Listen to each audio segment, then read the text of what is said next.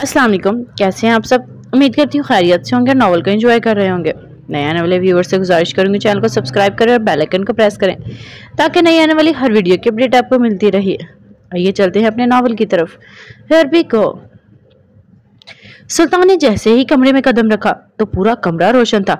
उसकी नजरें बेड पर सोई हुई मिरहा पर गई जो बहुत गहरी नींद में थी। सुल्तान इसके पास आकर नीचे घुटनों के बल बैठ गया और इसके चेहरे से बालों को हटाने लगा। आज भी लाइट ऑन करके सोती हो जान? इसने बालों को कान के पीछे करते हुए कहा। सुल्तान उसे गौर से देखने लगा। सफेद कलर के घुटनों तक आता फ्रॉक और मेकअप से पाक चेहरा सुल्तान को वो दुनिया की सबसे खूबसूरत लड़की लग रही थी। सुल्तान ने आगे बढ़कर मिरहा को अपनी बाहों में भरकर खुद में भींच लिया। इसकी अचानक ऐसा करने से मिरहा की आंखें खुल गईं। सुल्तान, आप? मुझे पता है जब मैं आपको हाथ लगाऊंगी तो आप चले जाएंगे। मिरहा उसको कोई ख्वाब समझ रही थी। उसकी बात पर सुल्तान के होठों पर गहरी मुस्कान आ गई। सुल्तान ने मिरहा को दोनों हाथों को पकड़कर अपनी कमर पर रख लिया और इसके कान के पास जाकर सरगोशी की। माय लव, मैं कोई ख्वाब नहीं, हकीकत हूँ। आंखें खोलो और देखो मुझे, महसूस करो। मैं हूँ तुम्हारा सुल्तान, मेरी जान। इसकी बात सुनकर मिरहा ने सुल्तान को खुद से दूर करना चाहा पर सुल्तान ने उसकी हर कोशिश नाकाम कर दी। क्या मसला है मिसेस? टेल मी, तुमने मुझे मिस नहीं किया? सुल्तान ने धीमी आवाज में कहा। नहीं किया मिस, मैं कोई खिलौना नहीं। जब आपका दिल करेगा मुझे छोड़कर चले जाओगे और जब दिल करेगा मेरे पास आ जाएंगे, कभी नहीं। मिरहा ने रोते हुए कहा। Don't cry my soulmate. किसने कहा तुम कोई खिलौना हो? तुम तो मेरी दुनिया जहां हो, मेरा सब कुछ, मेरी जान। तो तुम ये सब बातें क्यों कह रही हो? सुल्तान ने मिरहा के आंसू पोंछते हुए कहा। मैं जानता हूं तुम नाराज हो और तुम्हारा हक भी है, पर प्लीज ऐसे मत बोलो मेरी जान। सुल्तान ने मिरहा का चेहरा अपने दोनों हाथों में थाम कर कहा। मैं बहुत नाराज हूं आपसे सुल्तान। मैं आपसे कभी बात नहीं करूंगी, कभी आपकी शक्ल नहीं देखूंगी। मिरहा ने रोते हुए कहा। क्यों बात नहीं करोगी? मुझे पता है मैंने तुमसे दूर जाकर गलत किया, पर तुमसे दूर जितना मैं तड़पा हूं ना, ये तो सिर्फ मैं और मेरा खुदा जानता है जान। तुम्हें तो पता है ना, ये अगर मैं ना जाता तो हमारा कितना बड़ा नुकसान हो जाता। और रही बात शक्ल ना दिखाने की, तो मैं इस शक्ल को देखने के लिए बहुत बेचैन हो रहा हूँ। उन बीते हुए लम्हों में बहुत इंतजार कर लिया तुम्हारे सुल्तान ने अब, और इंतजार करने की हिम्मत नहीं मुझ में। अब तो जल्द से जल्द रुखसती होगी। सुल्तान ने उसकी बात ना करने और शक्ल ना दिखाने वाली बात के जज्बात से चूर लहजे में कहा। और मैं तो तुम्हें हमेशा के लिए अपना बनाने के लिए आया हूँ और तुम हो के फालतू की बातें कर रही हो। और फोन पर जो बात तुमने बोली थी ना, वो मैं बिल्कुल भी नहीं भूला। इसका हिसाब भी चुकाना है मेरी जान। सुल्तान ने अपनी दाढ़ी को मिरहा के गाल से रब करते हुए कहा। सुल्तान, कौन सा नुकसान हो जाता? मिरहा ने कहा। मिरहा, तुम्हें नहीं पता? सुल्तान ने हैरान होकर कहा। नहीं मिरहा, जब हमारा निकाह हुआ था इसके 4 महीनों के बाद अब्बू ने एक डील की थी। वो डील बहुत बड़ी डील थी। अब्बू ने सारा पैसा वहां लगा दिया और जो कम पड़ा वो कुछ कंपनी से कर्ज ले लिया। जब अब्बू ने सारे पैसे इन डील्स को दे दिए तो अब्बू को लगा अब सब ठीक है, इनकी डील हो गई है। पर कुछ टाइम के बाद अब्बू को पता चला कि वो कोई डीलर नहीं बल्कि फ्रॉड थे। सुल्तान ने रुक कर कहा। मेरी जान, उस वक्त अब्बू को मेरी जरूरत थी, इसीलिए मुझे जाना पड़ा। मुझे अब्बू के बिजनेस को पहले जैसा करना था, उनकी इज्जत को बचाना था। इतना कुछ हो गया और आपने हम में से किसी को भी कुछ नहीं बताया, क्यों सुल्तान? अब्बू ने छोटे पापा को बताने से मना किया था, उनकी सेहत का ख्याल रखते हुए। मैंने भी नहीं बताया, पर मैंने 1 हफ्ते बाद तुम्हें कॉल की थी। पर अगर तुम नहीं थी तो कौन था जिसे मैंने सब कुछ बताया था? सुल्तान ने परेशानी से कहा। आई एम सॉरी सुल्तान, मैं आपसे बेवजह इतनी देर नाराज रही। आप इतनी मुश्किल में थे और मैं अपने रोने रो रही थी। I am really. मिरहा की बात मुकम्मल होने से पहले ही सुल्तान ने मिरहा के मुंह पर हाथ रखकर खामोश करवा दिया। चुप हो जाओ। मैंने ये तुम्हें इसलिए नहीं बताया कि तुम शर्मिंदा हो, सिर्फ इसलिए बताया है कि अपनी नाराजगी दूर कर दो। सुल्तान ने मिरहा के करीब होते हुए कहा। सुल्तान, अब आप नीचे जाएं प्लीज। मिरहा ने कपकपाते लहजे में कहा। रिलैक्स जान, मेरा भी जाने का कोई इरादा नहीं, बट एक शर्त पर जा भी सकता हूँ। सुल्तान ने शरारत से कहा तो मिरहा इसे घूर कर रह गई। कैसी शर्त? मिरहा ने डरते हुए कहा, इस इंसान का क्या भरोसा कि पता नहीं क्या शर्त रख ले। ये नाराजगी खत्म करनी होगी और मेरे साथ हमारे आने वाले लम्हों को एंजॉय करना होगा, वरना आज रात मैं इधर ही हूँ। नहीं सुल्तान, आप प्लीज जाए, मैं नहीं हूँ नाराज आपसे, वो तो बस थोड़ी सी खफा थी और कुछ नहीं, और अब सच जानकर वो भी नहीं हूँ। मिरहा ने इसकी तरफ देखते हुए प्यार से कहा। और सुल्तान ने कहा, और क्या? मुझे तो और भी बहुत कुछ सुनना था। नहीं, ये काफी है। अभी सुल्तान कुछ बोलता कि बाहर से मिन्हा की आवाज आई, भाई अब चले, नीचे सब बुला रहे हैं। जी गुड़िया बस आया। तो ठीक है जिंदगी, अब मैं चलता हूँ, तुम भी आओ, अम्मी अबू से मिल लो। और सुल्तान ने मिरहा के माथे पर होंठ रखते हुए कहा, मैं मिल चुकी हूँ सबसे। मिरहा ने मुस्कुराते हुए कहा। कब? सुल्तान ने कहा, जब आप मोहित के साथ गार्डन में थे तब। तो मतलब ये नींद के बहाने मुझसे ना मिलने के लिए थे? सुल्तान ने घूर कर कहा। जी नहीं, मुझे सच में नींद आ रही थी। अब आप जाओ वरना कोई देख लेगा। ओके बाबा, जा रहा हूं। सुल्तान कमरे से बाहर आ गया तो सामने ही मिन्हा खड़ी थी। हो गई राजी? मिन्हा ने जब सुल्तान को देखा तो आकर पूछा। हाँ, थैंक्स टू यू। भाई वो मुझे कुछ बताना था। उस दिन आप ही का फोन मैंने उठाया था। मैंने कोशिश की थी आप ही को बताने की, पर मुझे लगा आप बताएंगे, जब तो आप ही जल्दी मान जाएंगे, इसीलिए अभी लेकर आई थी। मिन्हा ने डरते हुए कहा। कोई बात नहीं बच्चे, अब तो आपकी आप ही राजी हो गई हैं। सुल्तान ने मुस्कुराकर कहा। वो जब नीचे आए तो मोहित के मॉम डैड भी आ गए थे। इनसे मिलकर मिन्हा किचन में जा चुकी थी। मोहित मिन्हा से बात करने के लिए जा रहा था कि इसको ऑफिस से कॉल आ गई, कोई इससे मिलने के लिए आया है, तो इसको ऑफिस जाना पड़ा।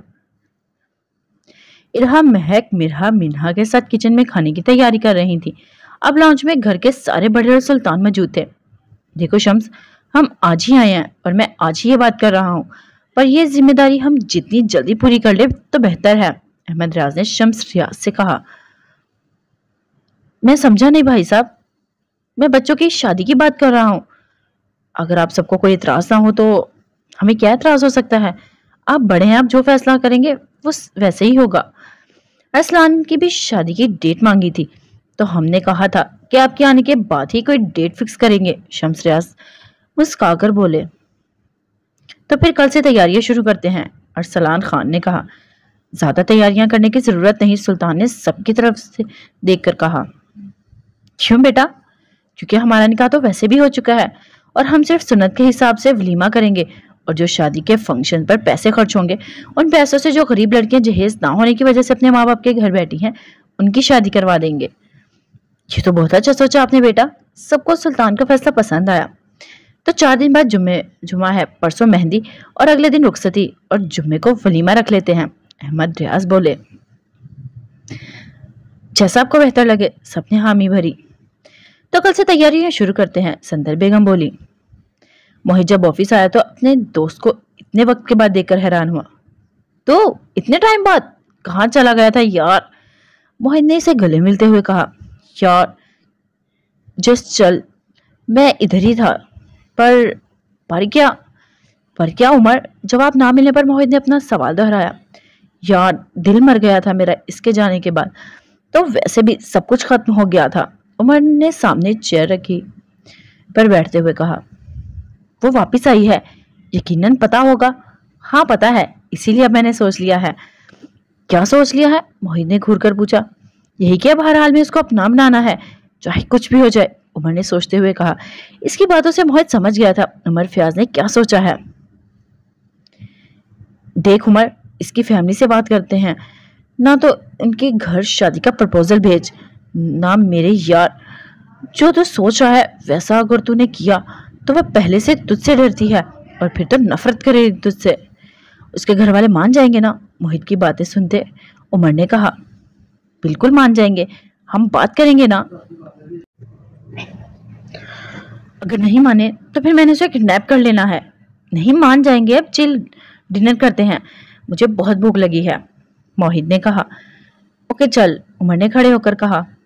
सब लोगों ने साथ में खाना खाया था। उमर के बाद इसके बाद मोहित की फैमिली अपने घर और सुल्तान की फैमिली अपने घर चली गई थी और संदल बेगम और शम्स रियाज अपने कमरे में आराम करने चले गए और मिन्हा मिर्हा महक अपने अपने कमरों में चली गई थी। मिन्हा सोने की कोशिश कर रही थी पर नींद आंखों से कोसों दूर थी। वो अपनी ही सोचों में गुम थी कि इसके मोबाइल की रिंग हुई। सुल्तान भाई इतनी रात को क्यों कॉल कर रहे हैं? मिन्हा ने सोचते हुए कॉल पिक की। जी भाई। मिन्हा मिर्हा से कहो कि अपना मोबाइल ऑन करे, मुझे एक जरूरी बात करनी है, सुल्तान ने जल्दी में कहा। जी मैं जाती हूँ। मिन्हा ने रूम का दरवाजा खोला तो मिर्हा गहरी नींद में सो रही थी। भाई आप ही सो रही हैं? अगर आप कहो तो मैं जगा देती हूँ। नहीं नहीं जगाना मत, मैं सुबह बात कर लूंगा। शब खैर। शब खैर। मिन्हा अपने रूम में आकर बैठ गई और इसका मोबाइल फोन फिर से रिंग हुआ। इसने बिना देखे ही उठा लिया। हेलो, मिन्हा ने सोते हुए कहा। नंबर क्यों बिजी था तुम्हारा? इतनी रात को किससे बात कर रही थी? मोहित जिसने कॉल की थी सॉरी बोलने के लिए, पर इसका नंबर बिजी देखकर एक बार फिर रूट हो गया था। मैं जिससे भी बात करूं आपको क्यों बताऊं? मिन्हा ने रिटाई से जवाब दिया। बीवी हो मेरी तो मुझे ये सवाल करने का पूरा पूरा हक हासिल है, तुम्हारा फर्ज बनता है जवाब देना। इसके रिटाई से जवाब देने पर मोहित ने तबकर कहा, चलो अब जल्दी बताओ, इतनी रात को किससे बात कर रही थी? जी हाँ, बीवी हूं पर जबरदस्ती की बीवी, और इस बात का आपने बहुत बार एहसास दिलाया है मुझे। और रही बात ये कि मैं इतनी रात को किससे बात कर रही थी, तो सुल्तान भाई की कॉल थी, आप ही के बारे में पूछ रहे थे। मिन्हा ने एक ही सांस में सारी बात कह डाली और कॉल काट दी। मोहित को इसकी इस हरकत पर गुस्सा तो बहुत आया, पर फिर अपने सवाल पर भी शर्मिंदगी हुई। मुझे नहीं पूछना चाहिए था क्या, पर मैं क्या करूं, गुस्सा आ गया। वो भी तो सब प्यार से बात करती है, सिर्फ मुझसे ही ऐसे बात करती है। बस एक बार मेरे पास आ जाओ ना, फिर किसी और से बात नहीं करने दूंगा, सारी बातें मुझसे ही करोगी माय वाइफ, मोहित ने प्यार भरे लहजे में कहा। उमर मोहित से मिलने के बाद पुलिस स्टेशन चला गया था, पर वहां इसे अफनान नजर नहीं आया था और रात को 11 बजे घर लौटा तो सीधा अपने रूम में आया था। तू इतनी रात को मेरे रूम में क्या कर रहा है? अफनान को अपने रूम में देखकर हैरान हुआ था।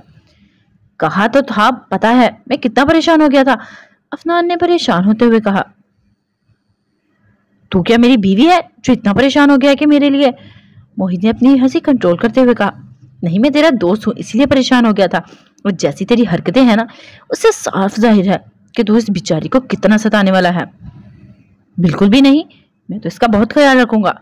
अच्छा ये बता, तू गया कहाँ था? मैं मोहित से मिलने गया था।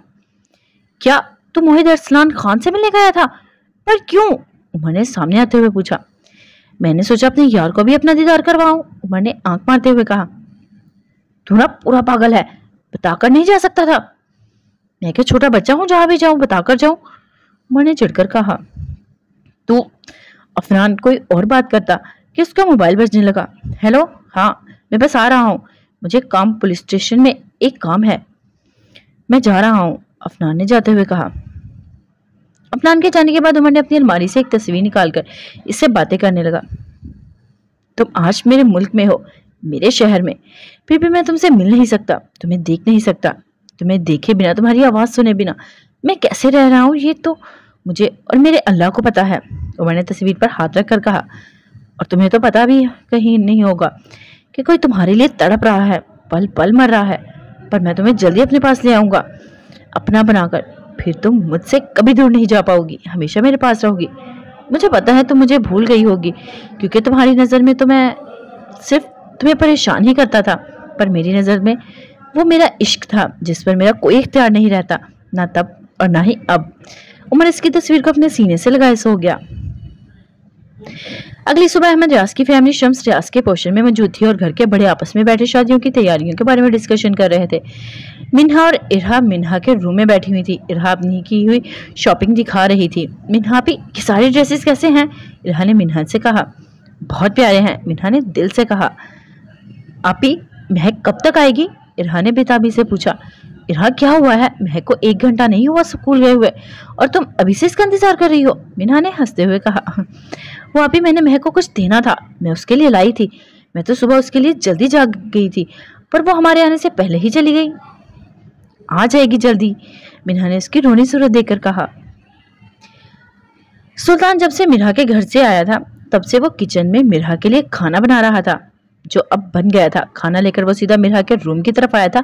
सुल्तान ने जैसे ही दरवाजा नॉक करने के लिए हाथ बढ़ाया तो मिरहा ने दरवाजा पहले ही खोल दिया। शायद वो खुद भी नीचे जा रही थी। आप वो अंदर आइए ना, मिरहा ने लड़खड़ाते हुए कहा। सुल्तान को यूं अचानक अपने सामने देखकर मिरहा को कुछ समझ नहीं आ रहा था। पीले रंग की शलवार कमीज, सर पर दुपट्टा, लाइट मेकअप में वो सुल्तान के दिल को ढेर कर गई थी। वो मैं नीचे आ रही थी, मिरहा ने जमीन की तरफ देखते हुए कहा। सुल्तान तो इसे दीवाना वार देखे जा रहा था। कितना याद किया था इसने अपनी मिरहा को। आई नो कि तुम नीचे आ रही थी, पर वो क्या है ना जानम, आपके इस गुलाम ने आपके लिए नहीं, खास आपके लिए कुछ बनाया है अपने इन हाथों से। सुल्तान ने खाने की ट्रे को टेबल पर रखा और खुद पास पड़े सोफे पर बैठते हुए कहा। क्या बनाया है, मिरहा ने पूछा। मैंने तुम्हारी फेवरेट बिरयानी बनाई है। वैसे मेरे पास और भी बहुत ऑप्शंस थे, पर मैं वो बनाया है जो तुम्हारा फेवरेट है, सुल्तान ने कहा। मुझे और कोई चाइनीज फूड पसंद नहीं है, सिर्फ ये 2 डिशेस ही पसंद है, वो भी। मिरहा बोलते बोलते खामोश हो गई। तो मैंने सोचा जब मैंने इतनी मेहनत करके खाना बनाया है तो अपने हाथों से खाना तुम्हें खिला भी दूं, सुल्तान ने कहा। सुल्तान की अपने हाथों से खाना खिलाने वाली बात सुनकर मिरहा को शर्म तो बहुत आ रही थी, पर वो मना करके सुल्तान को नाराज भी नहीं कर सकती थी। पहले ही वो इतना अरसा उसे गलत समझ रही थी। सुल्तान ने अपने हाथों से मिरहा को खाना खिलाया और फिर मिरहा के पास जमीन पर घुटनों के बल बैठ गया। आप नीचे क्यों बैठ रहे हैं, मिरहा ने घबराते हुए कहा। मुझे तुमसे कुछ बात करनी है जानम, सुल्तान ने मिरहा के हाथों को अपने हाथों में लेते हुए कहा। जी कहिए ना, मिरहा ने नजरें झुकाते हुए कहा। हमारी रुखसते की डेट फिक्स हो गई है और अब्बू को मैंने ही कहा था कि जल्द से जल्द हमारी शादी करवा दे, क्योंकि मैं अब तुमसे दूर नहीं रह सकता। मिरहा खामोशी से सुल्तान की बातें सुन रही थी। आई एम सॉरी जानम, मैंने तुम्हें नहीं बताया, इनफैक्ट मुझे तुम्हारी भी इजाजत लेनी चाहिए थी, पर मैंने सोचा पहले अब्बू और ताया अब्बू से बात कर लूं, फिर तुमसे बात करूंगा, सुल्तान ने मिरहा को चुप देकर कहा। कोई बात नहीं सुल्तान, मुझे अब्बू ने बता दिया था, मिरहा ने हल्का सा मुस्कुराते हुए कहा। तो क्या तुम राजी हो, बताओ ना जानम, सुल्तान ने मिरहा की आंखों पर बोसा देते हुए कहा। जी मुझे कोई एतराज नहीं, मिरहा ने शर्माते हुए कहा। हाय जानम, तुमने तो दिल खुश कर दिया अपने सुल्तान का, सुल्तान ने दिल पर हाथ रखते हुए कहा। क्या हम अंदर आ सकते हैं भाई, दरवाजे से मिरहा की आवाज आई। आ जाओ, सुल्तान ने ऊपर उठते हुए कहा।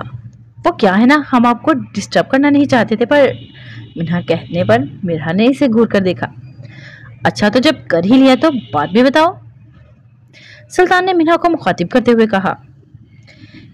हमें यानी मुझे और मिनहा शम्स और इरहा अहमद शाह को, तो मिनहा मोहित खान हो, मिनहा अपनी बात मुकम्मल करती कि मोहित ने उसे बीच में ही टोका। मिनहा ने मोहित को घूर कर देखा। अस्सलाम वालेकुम, मोहित ने अंदर आते हुए कहा। वालेकुम सलाम, तुम कब आए, सुल्तान ने कहा। मैं अभी अभी आया हूँ, अंकल ने बोला। सब आज शॉपिंग पर जा रहे हैं तो मैं भी आ जाऊं। वो भाई हम यही बताने आए थे कि ताया अब्बू और अब्बू ने हमें भेजा था कि आपको और इरहा भी को बोल दें कि जल्दी से रेडी होकर शॉपिंग पर जाएं, इरहा ने सुल्तान से कहा। हम तो रेडी हैं, सुल्तान ने कहा। तो फिर जल्दी चले, मैं गाड़ी में वेट कर रहा हूँ, मोहित ने जानबूझकर कहा ताकि मिनहा कुछ तो बोले, चाहे वो लड़ाई ही क्यों ना हो, क्योंकि जब से वो आया था मिनहा खामोश हो गई थी। रुको, मैं भी तुम्हारे साथ चलता हूँ, हम गाड़ी में तुम सबका इंतजार कर रहे हैं, जल्दी से आ जाओ, सुल्तान ने कहा। वैसे तो बड़ी जुबान चलती है, पर मेरे सामने ताले लग जाते हैं जुबान पर। शादी के बाद ये सारे ताले तोड़ दिए तो मेरा नाम भी मोहित अरसलान खान नहीं, मोहित ने जाते हुए दिल में कहा। आप ही आप और इरहा चली जाएं, मैं नहीं चल रही, मिनहा ने कहा। क्यों नहीं जा रही तुम, बड़ी बेताबी थी शॉपिंग पर जाने की, और अब तो मोहित भी जा रहा है साथ, तो क्या सोचेगा, इसको बुरा लगेगा ना बेटा, संदिल बेगम जो उनको नीचे बुलाने आ रही थी मिनहा की बात सुनकर बोली। अम्मी मेरे सर में शदीद दर्द हो रहा है, इसीलिए नहीं जा रही, मिनहा बेड पर लेट गई। ठीक है मिनहा तुम लोग जाओ, संदिल बेगम कहकर चली गई। मिनहा के पास आई क्योंकि वो जानती थी मिनहा कितनी जिद्दी है। अभी थोड़ी देर पहले ही तो वो बिल्कुल ठीक थी, अभी सर दर्द कहाँ से आ गया। मिनहा देखो मोहित भी चल रहा है, अगर तुम नहीं चलोगी तो इसे बुरा लगेगा, मिनहा ने समझाते हुए कहा। अभी सच में मुझे सर में दर्द हो रहा है, और रहा सवाल मोहित का, तो ना वो मेरी वजह से जा रहा है और ना ही उसे मेरे होने या ना होने से कोई फर्क पड़ेगा।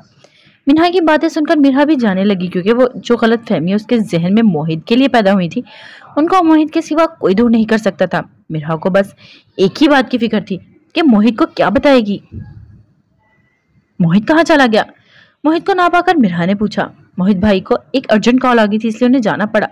मिन्हा अभी भी नहीं आई, इरहा ने कहा। मिन्हा के सर में दर्द था इसलिए वो नहीं आई, पर हम महक को स्कूल से पिक कर लेंगे, आप सैड ना हो। मिन्हा की बात पर इरहा को सैड देकर आखिरी बात सुल्तान ने कही। मिन्हा गाड़ी में बैठ गई और गाड़ी करीबी मॉल के करीब रुकी। उन्होंने महक को भी स्कूल से पिक कर लिया था। वो सब पहले ड्रेसेस देखने गए थे। मोहित ने कॉल करके कह दिया था अगर मिन्हा आई है तो वो बाकी के ड्रेसेस ले सकती है और शादी का जोड़ा वो अपनी पसंद से लेगा। सुल्तान ने मिन्हा के लिए मेहरून कलर का लहंगा पसंद किया था। बाकी के ड्रेसेस मिन्हा और सुल्तान दोनों ने पसंद किए थे। मिन्हा ने भी वीडियो कॉल पर ही अपने लिए ड्रेस पसंद कर लिए थे। महक और इरहा भी अपने ड्रेसेस देख रही थी। जब वो पीछे मुड़ी तो किसी से टकरा गई। आई एम सॉरी, आपको लगी तो नहीं, उसने जल्दी से कहा और उस लड़के को सामान उठाने में हेल्प करने लगी।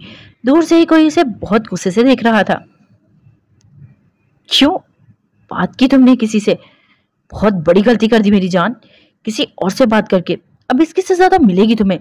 पहले मैंने दिल को लाख समझाकर सिर्फ तुम्हें देखने पर राजी किया था, पर तुमने किसी और से बात करके मुझे मिलने पर मजबूर कर दिया है, उसने जाते हुए देखते हुए अपने दिल में कहा। सब लोग शॉपिंग में मसरूफ थे। वो एक ड्रेस देख रही थी और कोई इसका हाथ खींचकर साइड पर ले गया। क्यों बात की उस लड़के से? ब्लैक जीन्स, व्हाइट शर्ट और ब्लैक कोट में, आंखों पर ग्लासेस, मुंह पर ब्लैक मास्क लगाए, अपनी शख्सियत को छुपा रखा था। आप कौन है? इसने डरते हुए पूछा। जिस्म पूरा कांप रहा था। मेरे सवाल का जवाब नहीं, जो मैंने पूछा इसका जवाब दो, इसने सख्त लहजे में कहा। देखिए, हमने ऐसी बात नहीं की, प्लीज हमें छोड़िए, हमें तकलीफ हो रही है।